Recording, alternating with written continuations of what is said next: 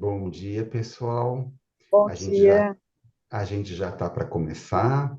A gente tem um grupo grande hoje aqui.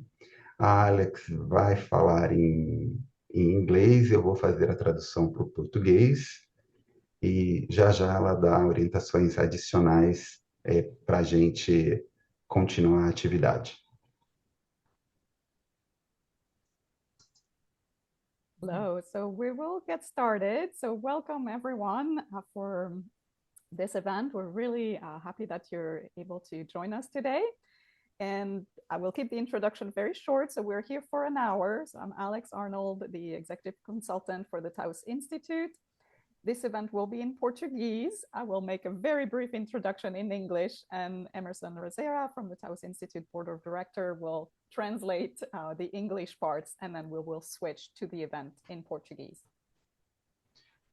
A Alex Arnold é diretora executiva do Taos, e ela então cumprimenta a todos, né, para este evento.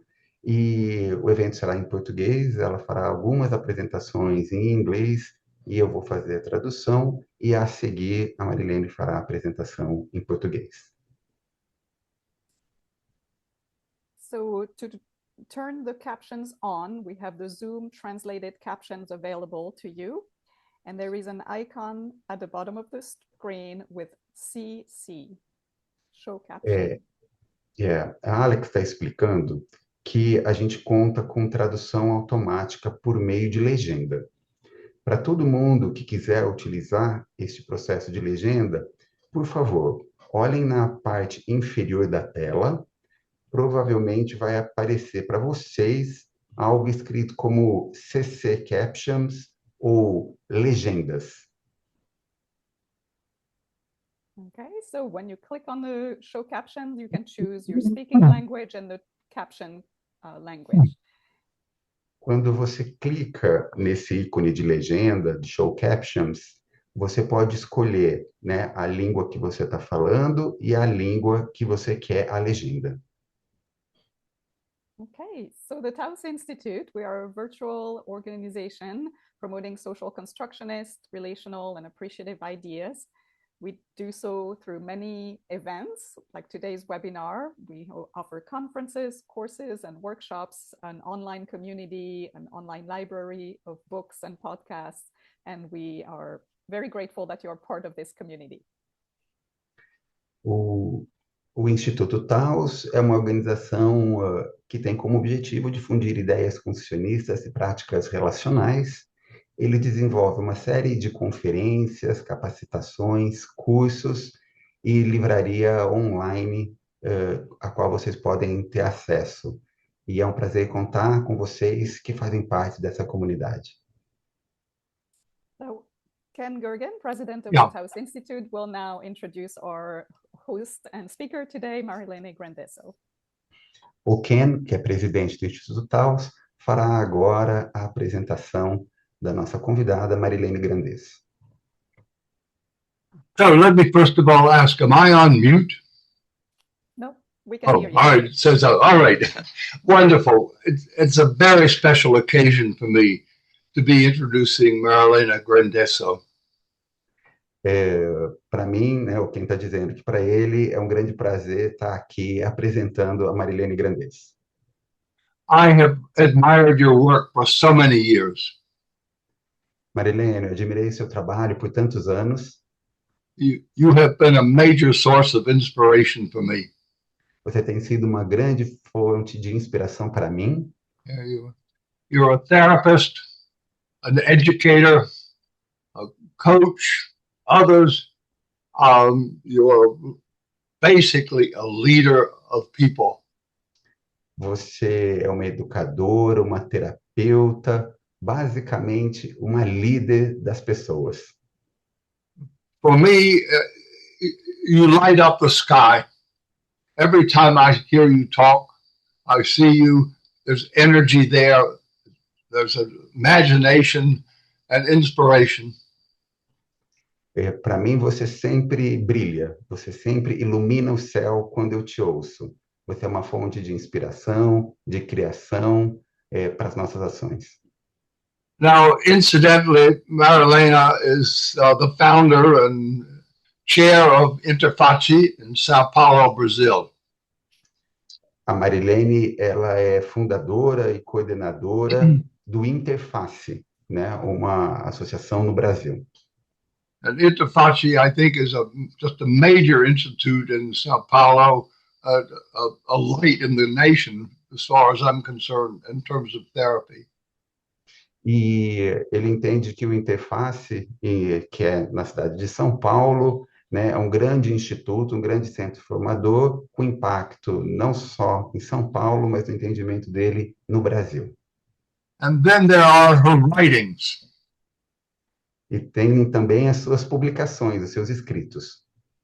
Books on meaning and psychotherapy, Livros sobre o significado na terapia, on social justice, injustiça social, on the way in which therapy, particularly community therapy, impacts health, politics, and communities.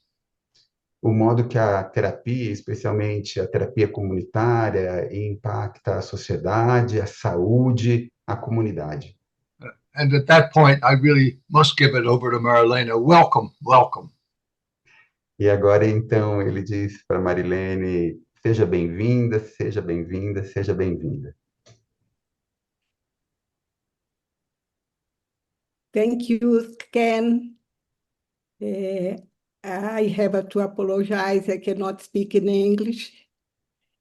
Bom dia a todos e a todas. Eu estou aqui com o coração batendo forte, com uma emoção muito grande de ouvir essas palavras do Ken a meu respeito. E eu fico pensando assim, como aquela música, né? Como uma pessoa tão admirável para mim, pensa que eu sou admirável também. É muito bom ouvir isso do Ken e uma responsabilidade muito grande, né? Eu quero primeiro agradecer esse convite, que é muito honroso para mim. Primeiro, porque ele vem de uma comunidade de referência na qual eu me sinto em casa, que é o Taos Institute, e que, de alguma forma, me dá uma parte da minha identidade, né, pelos valores que abraça, né, dentro do construcionismo social, e esse posicionamento político de nos convocar a um posicionamento de sermos artífices a serviço da transformação do mundo, na direção de mais dignidade, respeito e possibilidades de uma existência realmente que vale a pena. E segundo, porque eu elegi falar sobre uma prática que é realmente pulsante para mim, que é a terapia comunitária. Eu estou envolvida com a comunitária oficialmente desde 2002, portanto, são 23 anos, mas eu já namorava a terapia comunitária antes mesmo de abraçá-la com todo carinho e toda força. E eu tenho sido uma pessoa que testemunho o impacto dessa prática, e eu espero que no final dessa conversa eu tenha conseguido compartilhar com vocês como essa prática realmente pode se caracterizar como uma prática pulsante e com ênfase especial, né, na construção social da realidade, num contexto comunitário, tá? Então, eu preparei alguns poucos slides escritos, mais imagens, mas eu vou ter um tempo maior de fala quando eu apresentar a metodologia da terapia comunitária. E eu vou ter um tempo para essa apresentação e depois eu espero que a gente possa conversar a respeito. Os meus colegas brasileiros, eu estou adorando ver aqui meus amigos, né? Sempre bom a gente ter amigos nessa hora, né? Que o coração bate mais forte. Então, estou vendo aí Helena, Beto, né? Muita gente conhecida, né? A minha musa Sheila McNamee, né? Que é tão querida para mim, né? E tanta da Aninha, tanta gente querida. Não vou poder falar aqui que eu vou gastar minha meia hora falando o nome das pessoas. Então, muito obrigado pela força, pela presença e pelo incentivo que cada um de vocês tem feito ao meu trabalho. Então, vamos lá, o que eu preparei, tá bom? Eu vou aqui compartilhar. A gente sempre fica preocupada nessa hora, falando, será que vai dar certo? Mas vai dar certo. Bom, deixa eu tirar isso aqui daqui. Tem uma coisa aqui que está bem no meio do meu compartilhamento. Já vai. Estão vendo? Estão vendo, Meira? Meira, estão vendo? Sim, Glene, tá Obrigada. certinho. De Tá. nada. Então, o título é essa prática pulsante, terapia comunitária integrativa. Esse nome integrativa é porque ela é aberta para abraçar vários discursos, né? E que eu sempre falo que o tecido, que a espinha dorsal, que para mim une todos esses discursos, é o construcionismo social. E essa prática, ela tem, assim, né, uma singularidade de poder trabalhar com contextos coletivos, né? É, é, tem muita coisa escrita na minha tela que está me atrapalhando ler aqui. Espera aí um pouquinho. Espera aí um pouquinho. Ai, espera aí. Pronto. Bom, onde e como essa prática começou? Então, essa prática, eu não pus aqui um mapa para ganhar tempo, mas ela nasceu no Nordeste do Brasil, numa favela, na cidade de Fortaleza, em meados de 1980. E ela começou como uma prática em ação, que foi gerada para responder ao sofrimento das pessoas que viviam em extrema vulnerabilidade social, econômica, dificuldades de moradia, longe dos centros de atenção à saúde mental. Então, ela nasceu como uma resposta a essas demandas todas sociais e que colocavam as pessoas em condições de vulnerabilidade. Então, essa não é a favela de Pirambu, onde ela nasceu, mas eu pus essa foto aqui, principalmente para os meus colegas que não são brasileiros, para ver realmente como é que se vive na favela. Então, se a gente imaginar aqui, olha, é uma proximidade muito grande, onde é muito difícil até uma pessoa ter privacidade dentro da sua própria casa.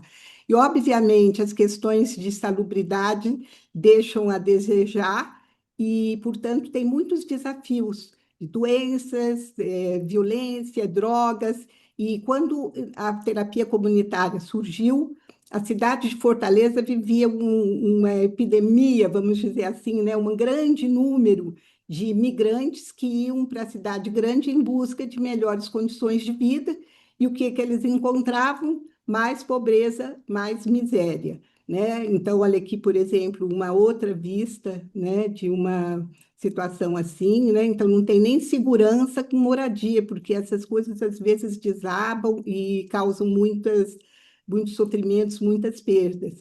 E, por outro lado, então a gente tem aí pobreza, onde você tem muita gente e poucos recursos para fazer frente, pobreza, uso de drogas, dificuldades nos setores públicos, tanto de saúde como em educação, né? Então, tudo isso criou um contexto onde havia necessidade de ter uma resposta coletiva que fizesse frente a um grande número de pessoas, porque imagine os nossos sistemas de atenção à saúde, você atendendo uma pessoa, outra pessoa, né? Obviamente que para essa pessoa seria um benefício, mas havia ali milhões de pessoas precisando de atenção, né? Então, isso era uma demanda muito grande que suscitou a inspiração deste homem, que é do Adalberto de Paula Barreto, um psiquiatra, terapeuta de família, antropólogo, teólogo, que tinha uma cátedra na Universidade Federal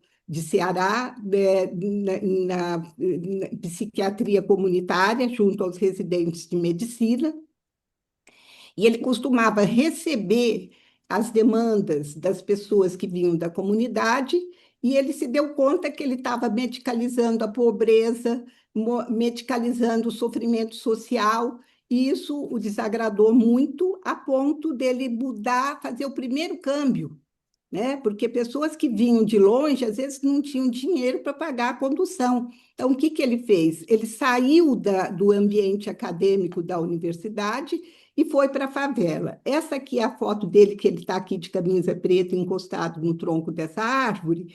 E aqui é uma foto histórica, porque a terapia comunitária começou assim, embaixo desse pé de caju, que ainda está lá. Eu tive o prazer de vê-lo agora em setembro. Está firme e forte no terreno da favela de Pirambu.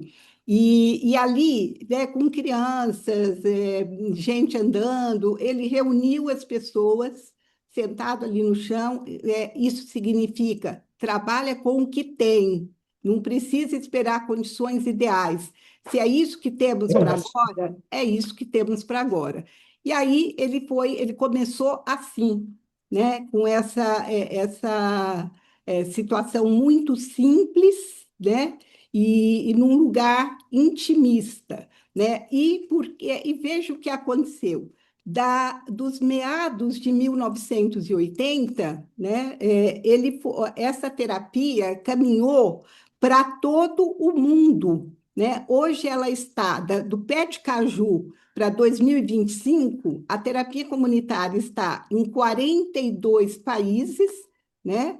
E que a gente tem as 3 Américas, todos esses países das Américas, temos Europa, temos África e temos Ásia. E temos hoje uma associação, a Associação Brasileira de Terapia Comunitária, que foi fundada em 2004 e que eu tive a responsabilidade e o prazer de ser a primeira presidente, e que ela já veio para congregar, né, as terapias que já iam sendo feitas pelo Brasil afora, né, e os cursos de formação dos polos formadores, dos quais o Interface é um deles, né? Desde 2002 a gente tem formação, antes era pela Universidade Católica e depois, que já era tudo junto, passou a ser apenas do Interface. Então, isso é fantástico, pensar uma prática que é transversal às culturas e aos espaços, a ponto de poder ser realizada em países tão diferentes, né? Inclusive, durante essa guerra da Ucrânia, tinha terapia comunitária online feita por terapeutas comunitários formados pelo Adalberto, e respondendo também às catástrofes brasileiras, enchentes, desmoronamento.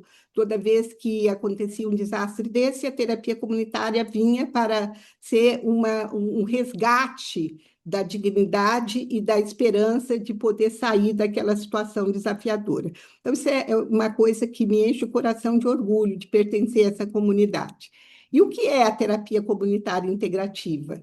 Né? Ela pode ser compreendida como uma prática social e política. Tamanha é a transformação que ela traz, né, em condições de uma vida mais digna. E o objetivo dessa prática é fortalecer vínculos e promover troca de experiências e conhecimento, porque se acredita que a comunidade tem recursos e pode transformar a sua existência. E, portanto, ela é sustentada também por valores, né, como o valor da inclusão, o respeito pelas diferenças e a legitimação de diferentes vozes. Isso aqui está dentro de um artigo que foi publicado no livro da Harline e que foi escrito pela minha grande amiga e parceira Adela Garcia e eu.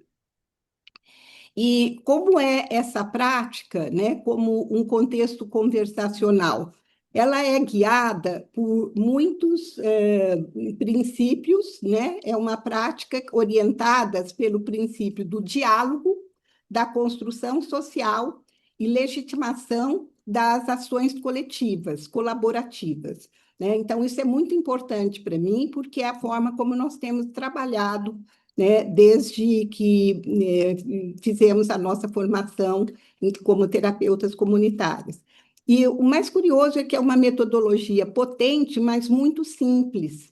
E ela é capaz de ser realizada em espaços, quaisquer espaços, espaços como onde as pessoas vivem ou visitam, né? Poderia ser uma escola, um ambulatório de saúde mental, uma praça pública, né? Desde que se possa promover a escuta, que as pessoas precisam se ouvir, e preferencialmente olho no olho. Mas quando eu fiz, por exemplo, uma terapia comunitária com 1.400 pessoas, obviamente isso foi feito num anfiteatro. E aí, para que as pessoas pudessem ver quem estava falando, nesse caso excepcional, tinha dois telões, onde as pessoas podiam acompanhar, né? Isso aí foi uma loucura da minha parte, porque quando eu recebi o convite, eu não sabia bem que era isso. Aí, quando eu já estava lá, ou faz, né? E saiu, e eu vi que essa metodologia, ela responde a grupos muito pequenos, mas a grupos muito grandes também.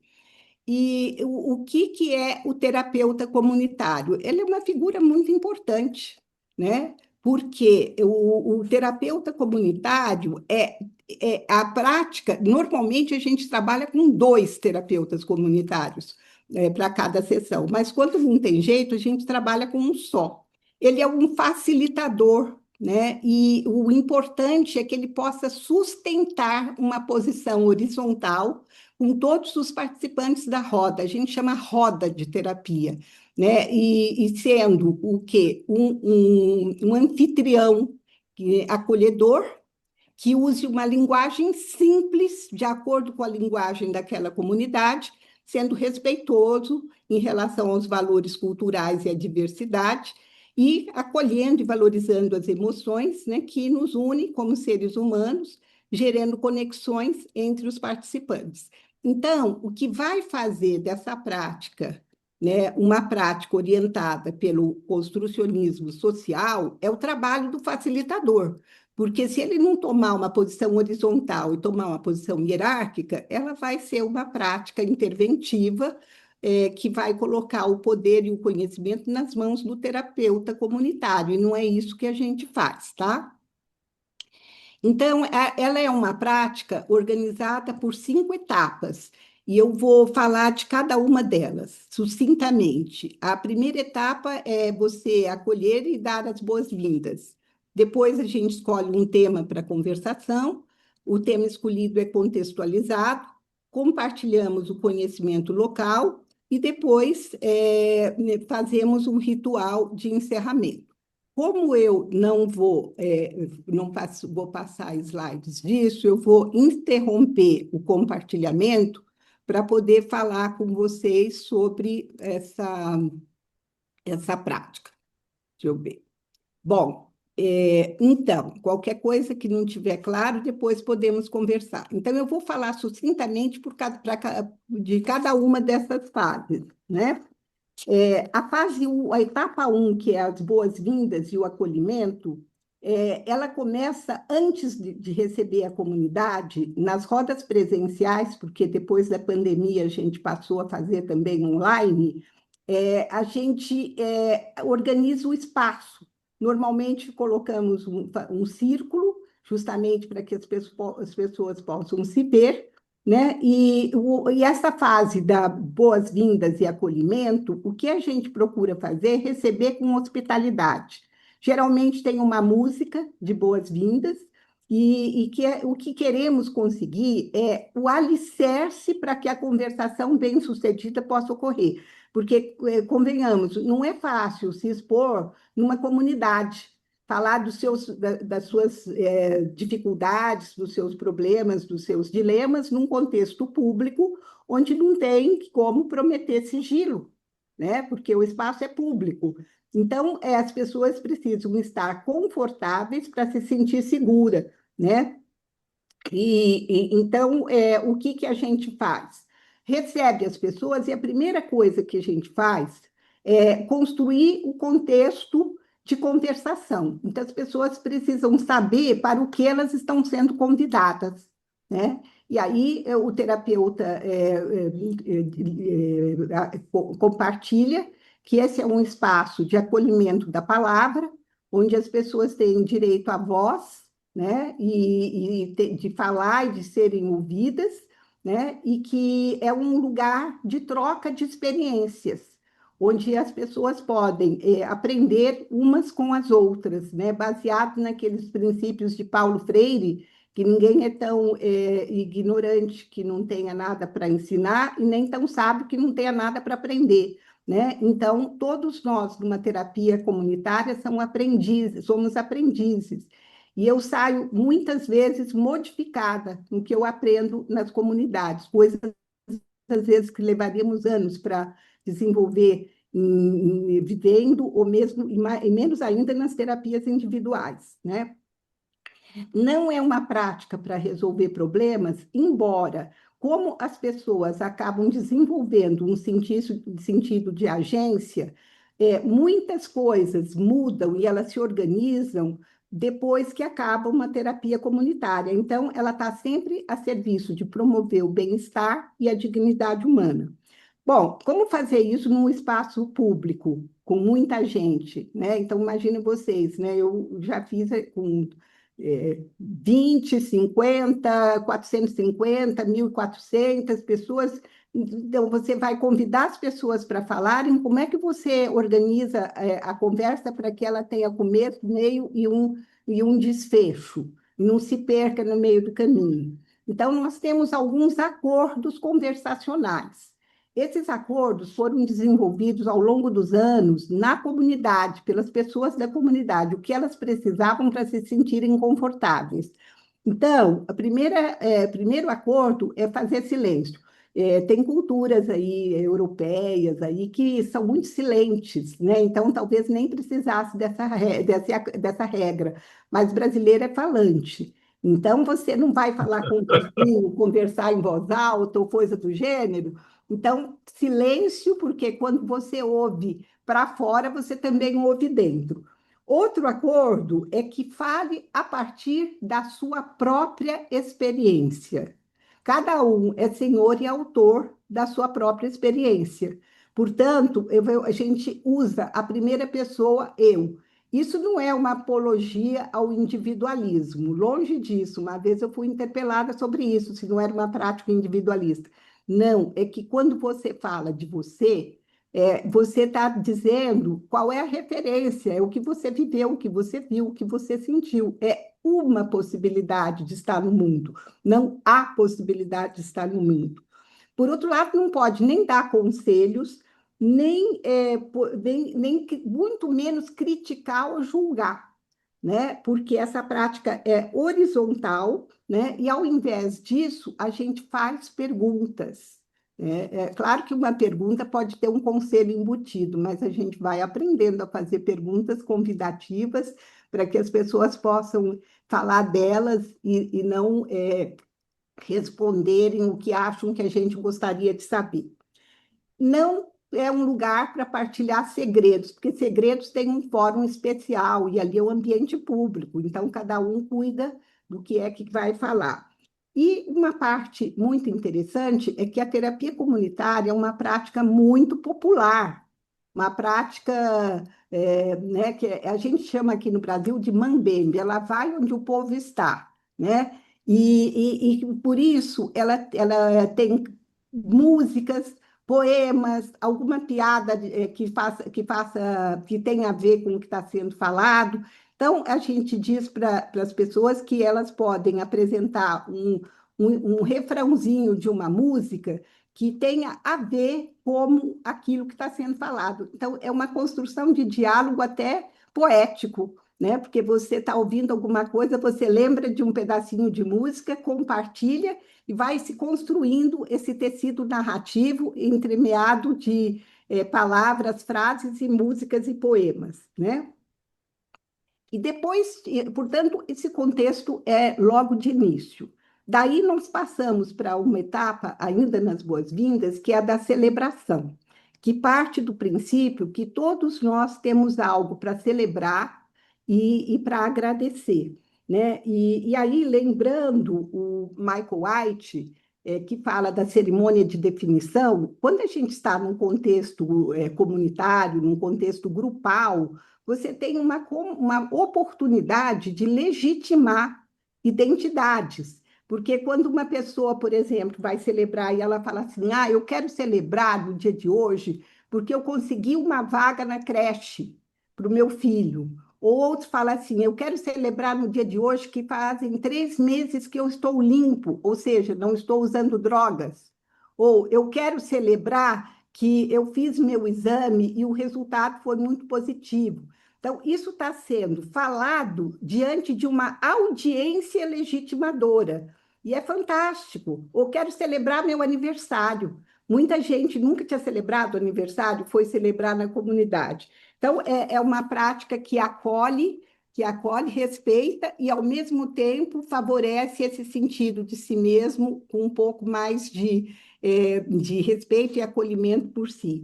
Né? E aí, para Lene, finalizar, oi, Lene, desculpa te oi. interromper, mas como combinado, eu estou te avisando que deu 25 minutos de fala, tá bom? Opa, meu Deus, então eu vou ter que correr aqui. Então, depois que a gente acolheu, celebrou, nós vamos para a fase de escolha do tema, e a escolha do tema, ela é feita a partir da comunidade. Como é que a gente faz? A gente pergunta quem tem algo que gostaria de falar. Essa fala, levantamos os temas, as pessoas, de alguma forma, se conectam com o que ouviram e a comunidade escolhe um tema. Então, isso significa que do unitário, do tema de um, a gente já vai para um tema coletivo, que foi o escolhido para a comunidade. Então, esse já é a passagem para o coletivo. Depois, nós contextualizamos esse tema com a pessoa que teve o seu tema escolhido, e, após contextualizar, a comunidade compartilha como é que tem feito para fazer frente a aquela situação demandante. Então, o que a gente normalmente pergunta é quem já passou por uma situação semelhante e como fez para fazer frente a ela, para não desistir, para encontrar saídas.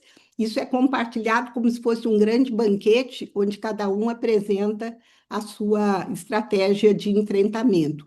E depois nós finalizamos com o ritual de agregação, né, de fechamento, onde a gente vai perguntar o que é que eu estou levando daqui hoje, o que eu aprendi, o que foi útil para mim. Puro Paulo Freire. Bom, e para finalizar, deixa eu voltar aqui para os meus slides, que agora eu só tenho imagens. Então, veja só, essa prática pode ser desenvolvida de uma forma colaborativa e dialógica em pequenos grupos e em grandes grupos. Nesse grande grupo de 450, eu estou aqui no miolinho, com a minha amiga Seneide Cerveni, e nós Lene, vamos as fazer... Não fotos está não vieram. aparecendo, não. Ah, então tá, peraí. Obrigado por me avisar. Gente, eu fico compartilhar, já vou acabar. Pronto. E agora, tá? Tá? Sim, Tá Lene. sim, tá sim. Tá, obrigada. Então, o que acontece é que nessa primeira de 450, que eu estou com a Seneide Cerveni, estou aqui no miolinho dessa roda, e eram policiais que trabalham na educação, né? Foi uma celebração. E aqui é Dalberto Barreto, esse que está de preto aqui, que eu fiz um tracinho verde, está fazendo uma terapia com uma comunidade de indígenas de Porto Seguro, né, da Bahia e aqui, né, aqui vocês vão ver aí minha companheira de trabalho, Valéria Pascoal, fazendo uma terapia numa escola com crianças. Essa outra do lado, numa praça pública no centro de São Paulo, onde eu era presidente da terapia comunitária brasileira, e a gente fez uma parceria com o Ministério da Justiça e tínhamos terapias em praças públicas, né? E esse aqui foi no lugar onde São Paulo foi criado, no pátio do colégio. Essa aqui é a comunidade de Quatro Varas, que aquele pé de caju virou isso aqui, certo? E aqui no meio tem uma teia de aranha, e não dá muito para ver, mas é um símbolo da terapia comunitária, porque a gente tem um dito que é uma aranha sem a sua teia não sobrevive, assim as pessoas sem a sua comunidade. né? Então, esse é o atual, isso é atual, tá? Se vocês forem lá no Pirambu, vão encontrar esse lugar. Essa aqui é o que aconteceu durante a pandemia, porque essa prática aqui, a gente abraça, a gente canta, a gente dança. Quando veio a pandemia, o que queríamos fazer?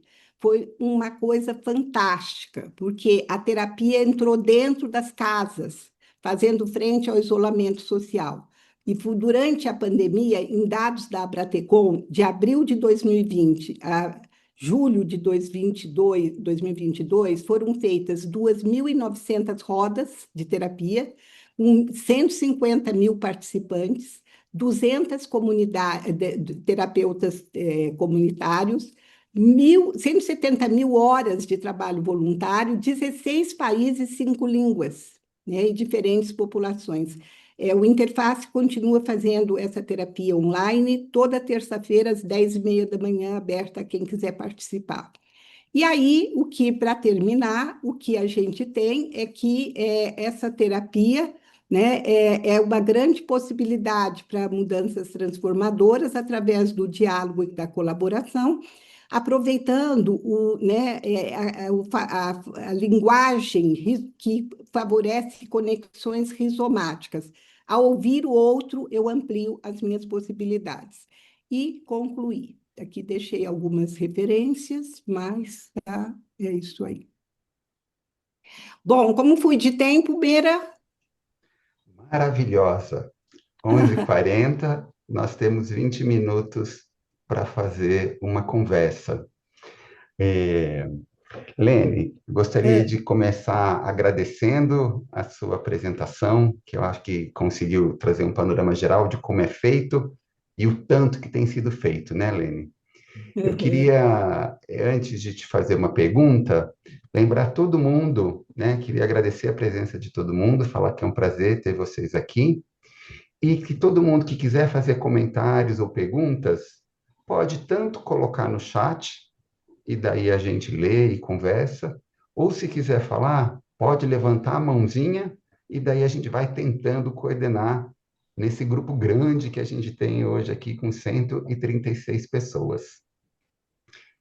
Lene, enquanto o povo está aí pensando que pergunta quer fazer, que comentário quer trazer, acho que eu vou começar te fazendo uma pergunta.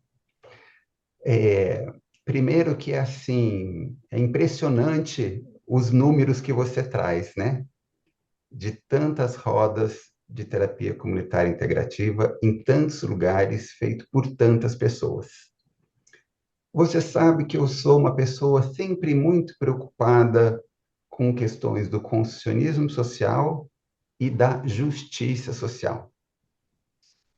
Vendo o teu trabalho e conhecendo um pouco de você, queria te perguntar: você é uma terapeuta que atende em consultório particular, uma terapeuta famosa, muito requisitada, que até poderia, né, viver só no trabalho da clínica.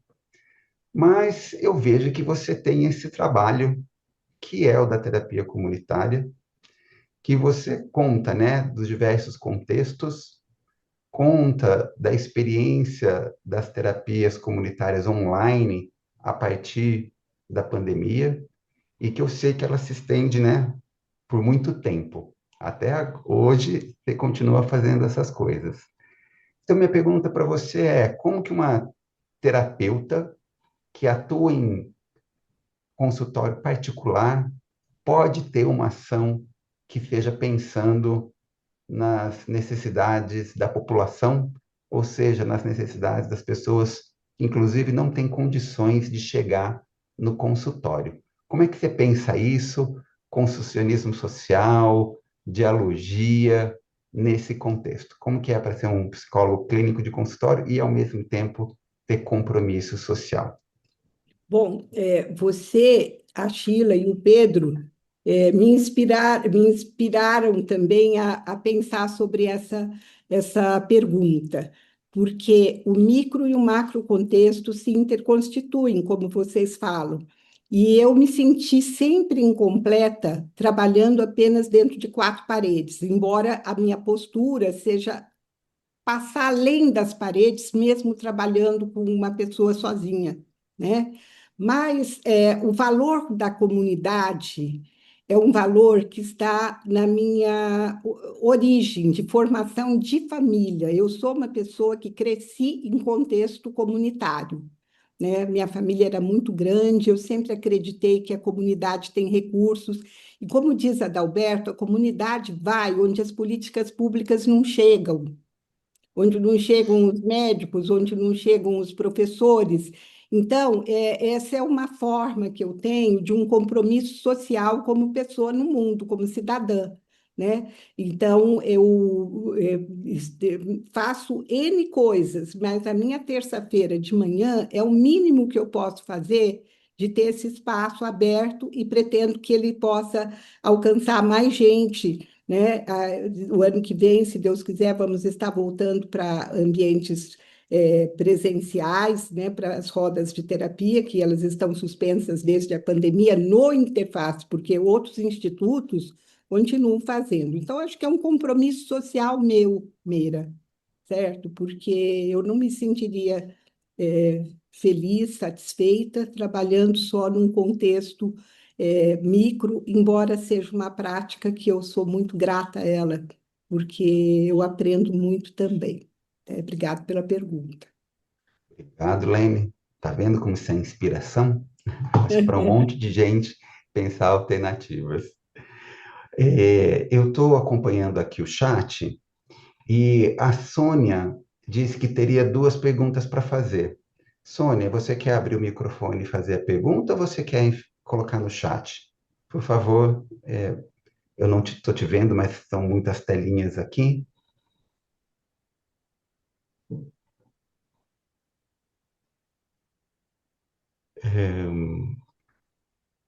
Depois eu volto para a Sônia, porque eu não estou ouvindo e vendo a Sônia nesse momento, ok, minha gente? Mas como tem outras perguntas no chat, eu vou lê-las aqui, Lene. A Milena Tudisco pergunta, ela gostaria de saber como é a formação dos terapeutas. Esse trabalho é muito potente, ela está sem câmera, mas ela agradece por poder fazer essa pergunta. Lene, eu já vou fazer outras três, porque como o nosso tempo é curto, daí você pode respondê-las em conjunto, tá? Então, a primeira é sobre como se dá a formação dos terapeutas. A segunda pergunta é da Carolina Sete. Gostaria de ouvir a Lene sobre como percebe que o trabalho com a terapia comunitária afeta o trabalho na clínica privada, sua escuta e respostas. Ou seja, que aprendizado a terapia comunitária traz para a clínica com pessoas de classes sociais distintas. Então, primeiro sobre formação dos terapeutas, a segunda, a contribuição da terapia comunitária para a prática clínica. Então, obrigada pelas perguntas. A primeira, quanto à formação, hoje no Brasil, nós temos desde 2004, portanto, 21 anos de existência, a Associação Brasileira de Terapia Comunitária.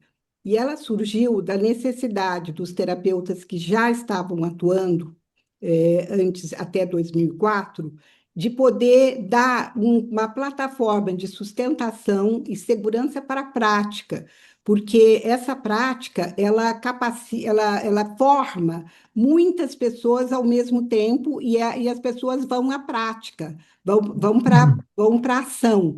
Então, a formação ela é feita oficialmente pela terapia, pela Bratecom, são 240 horas, das quais a gente tem 30 práticas supervisionadas, né? Então, tudo isso é organizado pela Bratecom. Nós temos uma representação na Bratecom de todos os institutos formadores, que são também mais de 40, só no Brasil, e aí, com representação, com conversações dialógicas, para que a gente possa também proteger a prática, porque a prática se pulveriza e nós não temos uma função controladora, nós temos uma função de dar referência para esses terapeutas. O Interface é um instituto formador também, né? E então, a gente devemos começar, se tudo correr bem, no ano que vem, devemos começar uma formação. Então, tem uma forma, isso tem vigorado também para outros países do mundo, que querem também formar suas associações, porque se você coloca junto os praticantes dessa ação, né, transformadora, você dá espaços de diálogo e de construção conjunta. Qualquer dificuldade ou problema, a gente pensa juntos, né? Então, isso é muito bom, porque nada é feito de forma hierárquica de cima para baixo, mas a associação se constrói também no diálogo, né? Não sei se eu respondi a essa pergunta, e a da Carolina Sete, obrigado, Carolina, pela sua pergunta. Então, quando você pergunta se afeta a clínica privada, eu não sei se eu entendi bem, mas eu queria dizer o seguinte: há tempos atrás, né, antes da pandemia, foi feita uma investigação que trabalhando com as filas de espera nas clínicas sociais, que pessoas que buscavam por um atendimento. Oi? Pode continuar, Lene. Que buscavam um atendimento em clínica social, a fila ficava enorme, né? E a pessoa, às vezes, levava mais de anos para ser atendida. Então, o que passou a ser feito? Terapia comunitária com as pessoas que estavam aguardando na fila de espera. E quando essas pessoas eram chamadas para terapia, muitas delas não precisavam mais daquele espaço. Então, a gente viu que esse é um jeito de afetar, né? Porque se você, muitos dos problemas que as pessoas vivem decorrem do macro contexto socioeconômico e cultural. E quando você vê uma pessoa que tem um problema parecido com o seu, como é que ela deu conta, isso também te estimula a buscar saídas. Então, esse é um jeito que eu entendi o afeta.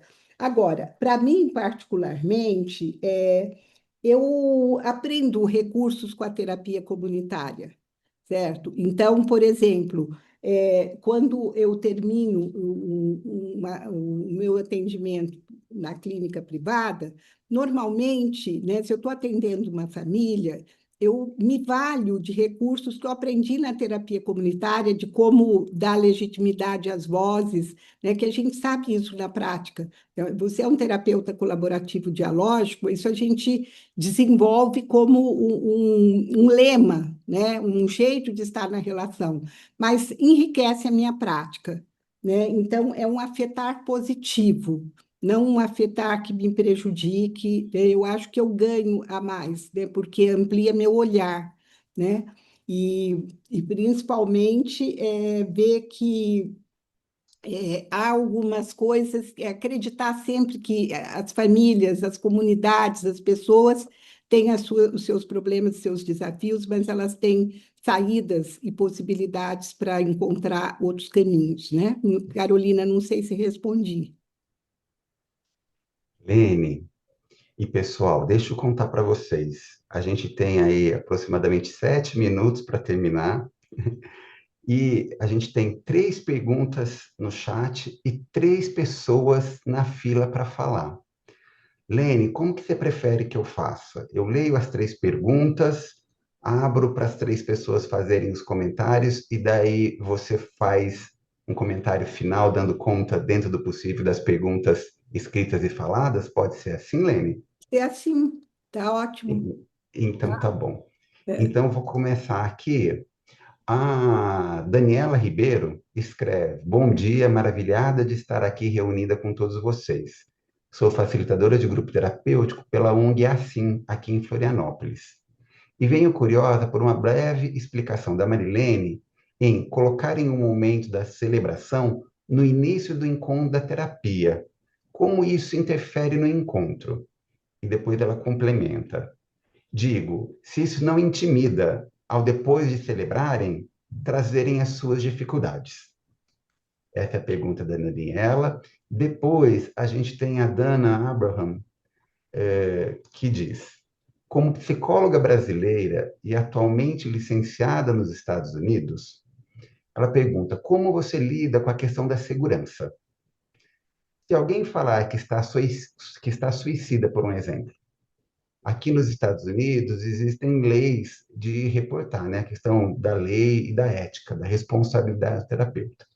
Então, uma é, né, a celebração logo no começo e falar da dificuldade depois. A outra pergunta é a questão da segurança, como lidar com afirmações sobre suicídio. Depois, a Marisa Crespo Balderrama traz: há diferenças no processo da relação nas culturas? É diferente o processo na Europa, na América Latina, na Ásia? E, eita, apareceu mais pergunta aqui.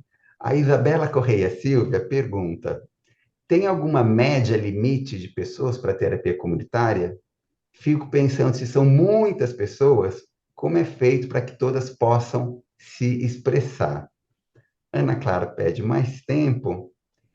Ah, e daí, na verdade, a Leana e a Sônia que tinham pedido para falar, elas já escreveram aqui. Então, falar a pergunta da Sônia. A pergunta da Sônia é: uma pergunta seria sobre o treinamento dos terapeutas coordenadores na definição dos temas. Qual o risco de o terapeuta se antecipar à fala da pessoa e, de certa forma, colocar uma fala que é dele e não exatamente da pessoa? Posso Uhum. continuar, Lene? Pode. A Leana Friedman coloca: quais os ecos para a comunidade e os retornos de transformação? A Marli coloca: Lene, feliz por estar aqui, terapeuta, mestre, sempre provocativa, desbravadora e inspiradora. A sua força nos fortalece. A TCI chega cada vez mais nas comunidades, onde, por vezes, a pessoa participante da roda não acessa os consultórios. Então, Lene, eram essas as perguntas no chat, e com a mãozinha levantada, a gente tem o Joaquim Filho. Joaquim, por favor, faça a sua pergunta, e então, após a colocação do Joaquim, minha gente, a Lene vai tentar responder aí em bloco as perguntas e os comentários trazidos. Por favor, Joaquim. Bom dia para todos e para todas. Dia. Bom Aí, bom dia. dia aí, parabéns à nossa querida professora Marilene aí, que fez uma apresentação importante sobre a TCI. Até por conta do tema, vou ser mais objetivo. Primeiramente, como psicólogo, eu me sinto muito confortável em fazer parte dessa família da terapia comunitária integrativa, porque o processo formativo, ele é extremamente sério e há um envolvimento de autoconhecimentos participantes. Depois você tem as rodas que são supervisionadas por um terapeuta habilitado com experiência, né?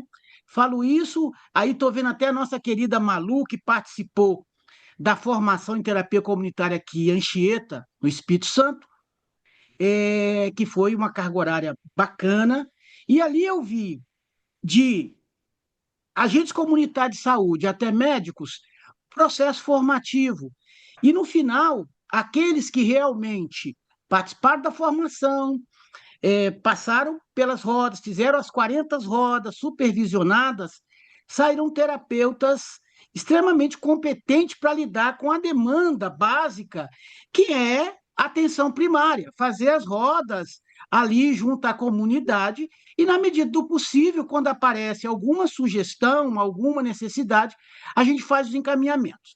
Então, primeiramente, primeira questão, para quem quer teorizar sobre a terapia comunitária e sendo psicólogo, poderia fazê-lo. Então, seria articular a terapia comunitária com a psicologia comunitária, com a psicologia social, a psicologia humanista, a gestalterapia, enfim, eu tenho essa necessidade aí, eu acho que algumas pessoas também têm, em função de eu estou desenvolvendo aí alguns estudos na Universidade Federal para teorizar, mas assim, me sinto muito confortável em fazer parte dessa família, sendo psicólogo, tendo enfermeiros, uma maioria considerável, médicos, terapeutas comunitários, né? Agentes comunitários de saúde, com muita seriedade, com muita tranquilidade.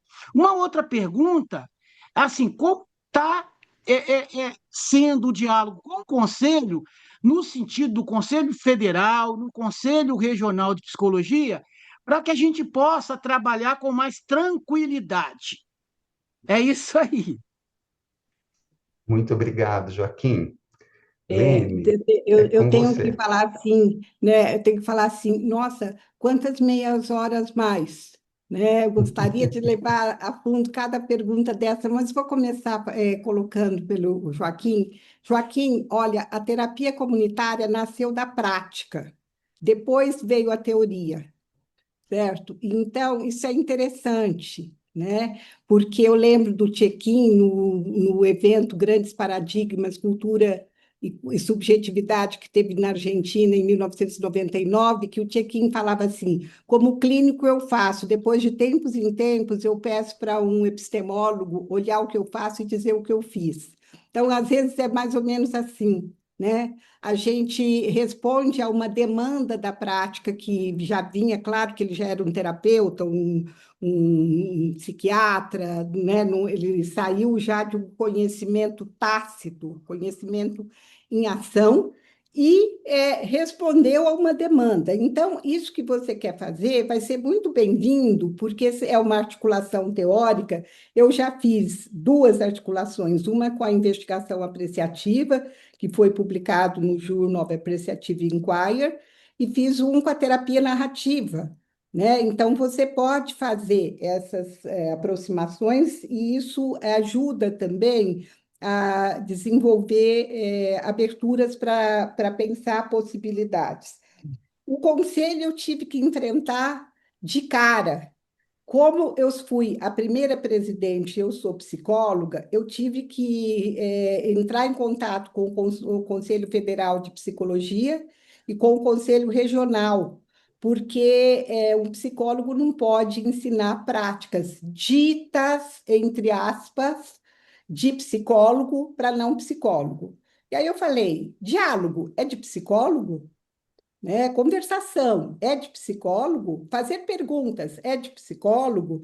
Então, acho que a coisa foi sanada, resolvida, explicando, inclusive, que terapia comunitária não é psicoterapia, é uma prática social que convida à transformação, e ela pode ser realizada até por pessoas que não têm nível universitário. A gente tem líderes comunitários que são excelentes terapeutas comunitários, né? Então, acho que isso desmistifica essa hierarquia do saber acadêmico, que precisa prevalecer, inclusive ao saber tácito, que vem do vivido da universidade da vida. Marina, we have reached the end of the hour, and you have many questions. How would you like to proceed? Fala, Meira, para mim. Marilene, a gente já terminou o nosso tempo. A gente sabe que você tem ainda algumas perguntas. Como você gostaria de proceder? Olha, eu estou disponível para, pelo menos assim, tangenciar essas perguntas, porque são perguntas para dialogar. Se vocês tiverem tempo, eu tenho. Quanto tempo, Lene, você proporia para a gente continuar mais um pouquinho? Eu vou poder responder com uma frase, tá bom? Cada pergunta. Bom, Ok.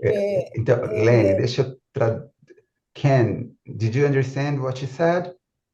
Yes, we can. Alex, does this create a problem, or can we continue for another 10 minutes? So I really want to respect people's time. And Marilene, there is so much more that you could share that we want to hear. But I don't want people to miss out either. So maybe we can do another 5 minutes and then, let people move on with their next commitments. A reminder that this is recorded. So if you can't stay, you will have access to the recording. And also please join the online community. I put the link in the chat so that we can continue staying in touch. Marilene, a Alex sugeriu que para a gente tentar cuidar do tempo e de que as pessoas tenham outros compromissos, que a gente tentasse fazer em 5 minutos, mais ou menos, para a gente poder concluir, e depois o material fica gravado e as pessoas podem assistir e ouvir. Podemos seguir assim, Lene? Podemos. Então, você faz assim para mim, eu já sei que já acabou 1 minuto, tá bom? Bom, olha só, a celebração, ela convida a descontração, depois dela ainda a gente tem uma dinâmica para descontrair. E nós consideramos que ter esse ambiente descontraído e de alguma forma, um ambiente acolhedor, é uma condição necessária e não prejudicial ao que a pessoa vai colocar depois, porque ela já entra num mood de integração, né? Então, a gente tem visto que se a parte inicial for muito curta e muito séria demais, muito objetiva, as pessoas têm menos abertura para se posicionar. Então, isso está a favor e não na direção contrária às pessoas se exporem. Isso é a experiência de todos nós que trabalhamos com terapia comunitária, não só minha. Em relação à questão da segurança, quando a pessoa sente algum desconforto que ela mesma identifica, a gente diz na roda que eles podem nos procurar no final. E se a gente identifica uma posição como essa de um risco de suicídio, após a roda, a gente procura essa pessoa e entra em contato para fazer o encaminhamento. Mas o que ocorre é que não temos tido, né, desafios nesse ponto, porque o que vai se falar são coisas do cotidiano, né? E a mudança na terapia comunitária se dá na horizontalidade, uma história que se conecta com a outra e vai criando um tecido de significados, e não de mergulhar na história de cada um, né? Então, esse é um cuidado que a gente tem. As culturas têm muitas diferenças. Eu tenho pouca experiência com muitas culturas. Eu já fiz terapia no México, já fiz terapia na Colômbia e já fiz terapia em Portugal. É a minha experiência. Mas o Adalberto, ele é transversal aos contextos culturais. E, obviamente, quando você vai fazer uma dinâmica, as músicas, elas... e fiz também em Kigali, né? Embora fosse dentro de um congresso, né, Márcia, você estava lá. Então, dentro de um congresso. Então, o que acontece? Você pede para a comunidade trazer as músicas, as dinâmicas, né? E acho que é uma coisa que é o respeito pela diversidade cultural. O terapeuta, ele está ali para ser um com a comunidade, né? E não para no sentido de ser uma coisa hierárquica. Tempo limite, eu não lembro agora. Tem um número de pessoas médio para fazer terapia comunitária? Gente, eu fiz uma com 1.400 pessoas, certo? A metodologia, então, quando as pessoas foi, aliás, é até mais fácil sobre um aspecto, porque quando você fala quem gostaria de propor algum tema para conversação, chovem temas. E chega uma hora que você deve parar, né? Porque senão você vai gastar 1 hora levantando o tema, né? E passar para a próxima etapa. Mas o que acontece é que a escuta, quando eles votam para ver qual é o tema que provocou maior eco, maior ressonância, a gente já vai para um tecido coletivo, né? E para levantar temas, o terapeuta, o tempo todo, não só na escolha do tema, primeiro que ele não pode favorecer um tema, todos são importantes. O que a gente favorece ali é a voz coletiva, porque interessa ver qual deles provocou maior eco, maior ressonância na comunidade, que é a passagem do individual para o coletivo. Antes o tema era de uma pessoa, aí ele passa a ser de todos, né? Então, isso é bastante importante. E uma ocasião me surpreendi, porque eu fui fazer uma terapia com um grupo pequeno e a pessoa que foi comigo tinha perdido a mãe, a coisa de uns 5 dias. E aí, quando ela falou do tema dela, uma pessoa da comunidade falou: Olha, eu estou muito solidária com a perda da sua mãe, mas eu vou escolher o tema da outra pessoa, porque eu também senti que é muito importante e ela não tem com quem falar. Então, ela escolheu por solidariedade, né? Então, a gente não fala que o é mais grave ou é pior, né? A gente pede que escolha aquele que tem a ver com o que você precisa naquele momento, né? E por quê? Porque você vai participar quando você já entrou numa relação dialógica com o termo colocado, né? Bem assim, sucintamente é isso, tá? Lene, muitíssimo obrigado Uhum. pela sua disponibilidade de estar aqui com a gente. Esse foi o primeiro evento da série Práticas Pulsantes feita em língua não inglês, e eu acho que foi um sucesso, muito devido à inspiração que você é para todos nós. Gostaria de passar a fala para o Ken fazer o fechamento. Ken, the floor is yours. I have a last word, and it's going to be a celebration. Because in this world, this bleak world that we live in sometimes, you have given me the inspiration and the hope that we can make a difference. And that I celebrate. Thank you so much. Lene, ele agradece você muito e ele diz que nesses tempos que a gente tem vivido no mundo atualmente, o seu trabalho é uma grande fonte de inspiração. Obrigado, obrigado. Obrigada, Ken. Fico muito feliz. Thank Obrigado, you. Thank gente, you, pela everyone coming. presença. Thank you, Alex? Obrigada, Marlene. Alex. Thank you, Obrigado, Elisa. Meira. Obrigada pela oportunidade. E Pessoal, obrigada a todo mundo que veio aqui, né? Todo mundo aqui, conhecedor da terapia comunitária, veio aqui, né, dar uma força. Obrigada. Marilene, muito obrigado. Pessoal, muito obrigado. Um beijo para todo mundo que está aqui. A Alex colocou, né, os próximos eventos. Tentem acompanhar o site do Taos, o perfil do Taos no Instagram. Lá na plataforma Commons, a gente tem o grupo de português também. Tentem se juntar lá e a gente vai conversando. Muito obrigado, um grande abraço, boa semana. Tchau, tchau. Tchau, obrigada. Tchau, Thank tchau. you.